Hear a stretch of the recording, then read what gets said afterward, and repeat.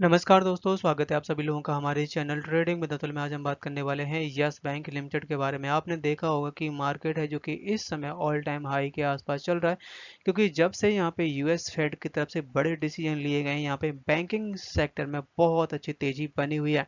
But अपना stock है जिसमें ना तो कोई तेजी, और यहाँ तक कि अगर जब मार्केट गिरता है तो प्रेशर ज़्यादा क्रिएट हो जाता है। तो क्या यहाँ से स्टॉक 20 रुपये चला जाएगा या फिर आएगी यहाँ से बड़ी तेजी?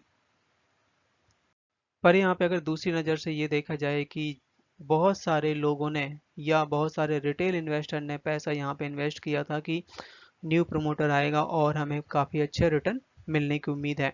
बट यहाँ पे ऐसे लोग बहुत सारे फंस चुके हैं, क्योंकि जिन्होंने 26, 27, 28 रुपए के रेट में बाय किया स्टॉक को और उसके लिए आरबीआई की तरफ से मना कर दिया गया। तो अब एक तरीके से मार्केट में थोड़ा सा मूड, सेंटीमेंट कह सकते हैं, वो खराब सा हो रहा है।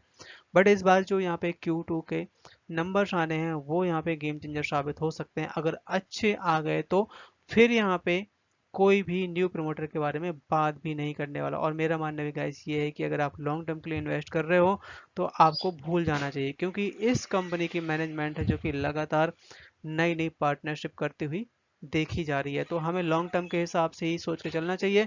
उसके बीच में न्यू प्रमोटर आता है या फिर एचडीएफसी ग्रुप खरीदता है या एलआईसी ग्रुप खरीदता है, वो हमें नहीं सोचना चाहिए। अगर ऐसा होता है तो सोने पे सुहागा हो जाएगा या फिर हमें अच्छे खासे रिटर्न भी मिलेंगे। तो चलिए गाइस, शुरू करते हैं हम अपना वीडियो। साथ ही अगर आप लोग हमारे वीडियो के माध्यम से थोड़ी सी भी हेल्प हो रही हो तो प्लीज़ आप हमारे चैनल को सब्सक्राइब जरूर करें।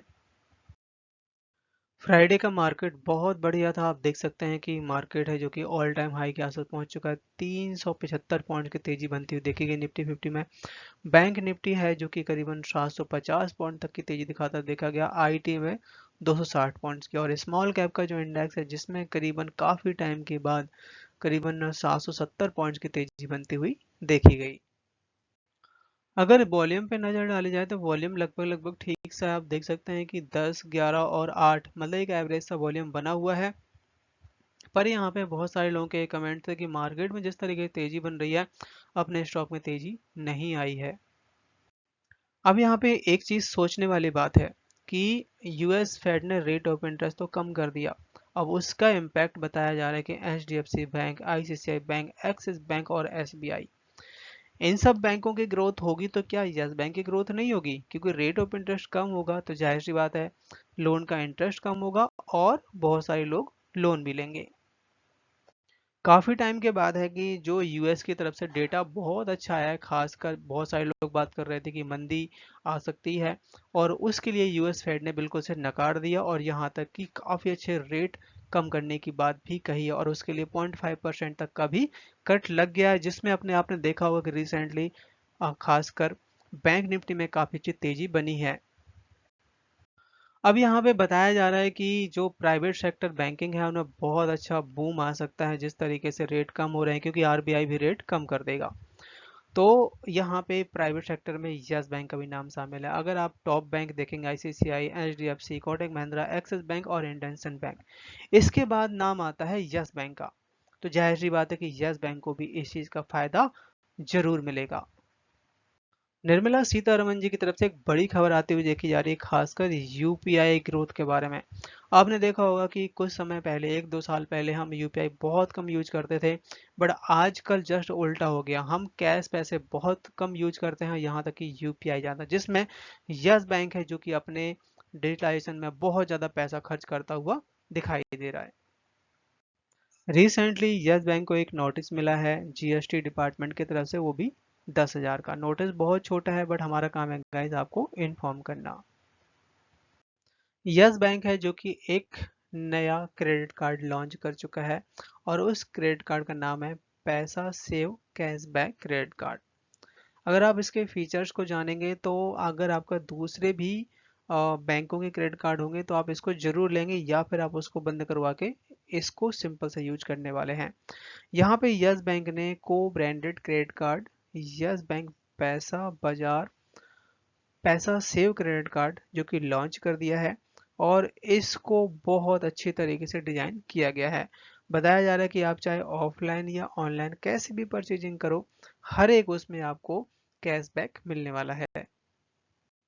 और यहाँ पे जो कैशबैक मिलेगा, आप कुछ भी परचेजिंग करिए, आप अमेजोन, मिंत्रा, नायका, स्विगी, जोमेटो, कहीं पे भी आपको 3% है जो कि इसका कैशबैक मिलेगा।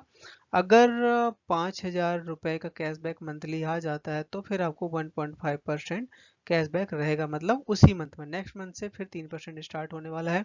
और इसको अगर आप ज्वाइन करते हैं तो फ्री ऑफ कॉस्ट है, और 500 है इसका एनुअल चार्ज है। अगर आप 1.2 लाख पर ईयर इसको यहाँ पे यूज कर लेते हैं तो ये बिल्कुल से फ्री रहने वाला है। तो इस तरह का क्रेडिट कार्ड गाइस बहुत अच्छी यहाँ पे प्लानिंग करके मैनेजमेंट की तरफ से लॉन्च किया गया है। यस बैंक है जो कि UBS security India private limited के साथ मीटिंग कर रहा है, हांगकांग और सिंगापुर। अब ये जो मीटिंग है आपका 23, 24, 25 सितंबर 3 दिन चलने वाली है। अब यहाँ पे क्या निकल के आएगा वो तो अभी नहीं बताया जा सकता, क्योंकि उसके लिए इंफॉर्मेशन नहीं आई है। यस बैंक की जो ग्रोथ है लगातार अच्छी बढ़ती हुई देखी जा रही है, और इस बार Q2 के नंबर बहुत अच्छे रहने वाले हैं। अगर सिंपल अंदाजा लगाया जाए प्रीवियस क्वार्टर के हिसाब से, तो आप देख सकते हैं एक साल पहले 6,445 करोड़ का इंटरेस्ट अर्न था, जो कि इस समय 7,725 करोड़, मतलब काफी अच्छी तगड़ी ग्रोथ देखने को मिली है। टोटल इनकम है जो कि करीब 9,000 करोड़, और आपका टोटल जो खर्चे हैं 8,000 करोड़, जो कि एक साल पहले 6,814 करोड़। अगर हम सिंपल लैंग्वेज में बात करें कि यहाँ पे टैक्स पे करने के बाद कंपनी का जो प्रॉफिट है हर एक क्वार्टर में लगातार काफी अच्छे तरीके से बढ़ता हुआ दिखाई दे रहा है। इस बार जो नेट प्रॉफिट आया था 516 करोड़ का, और इस बार जो रिजल्ट आ सकते हैं इसमें 600 करोड़ के ऊपर ही प्रॉफिट रहने वाला है। आनंद राठी की तरफ से एक बहुत अच्छे नंबर की बात कही जा रही है, करीबन 32% अपसाइड की बात कही जा रही है इस स्टॉक के ऊपर।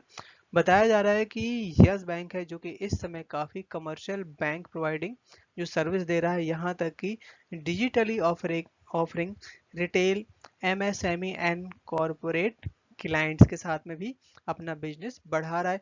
यहाँ तक कि इनके जो ऑफिस है Abu Dhabi and IFC banking unit in Gujarat international finance के साथ में भी ये इन्वॉल्व है।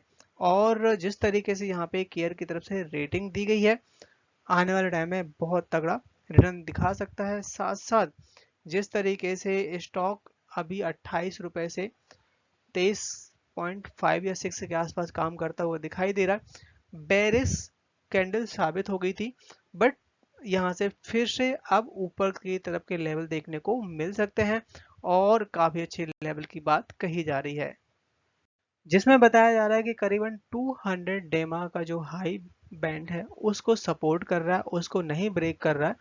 और इस समय इनका मार्केट कैप है जो कि 73,700 करोड़ है, और टारगेट दिया जा रहा है 32 रुपए पर शेयर। बात की जाए यहाँ पे बीएस इंडिया कारोबार के बारे में, तो आप देख सकते हैं कि 32% की डिलीवरी उठाई गई। आज के दिन स्टॉक ने हाई बनाया 23.19 का, लो बनाया 22.91 का, क्लोजिंग दिया 23 रुपए पे, करीब 0.22% तक की तेजी बनती हुई देखी गई। चार्ट पर नजर डाली जाए तो यहाँ पे आप देख सकते हैं कि 23 रुपए के आसपास स्टॉक है, जो कि 2 से 3 हफ्ते हो गए लगातार यहाँ पे अपना रुका हुआ है और इसको नहीं ब्रेक कर रहा।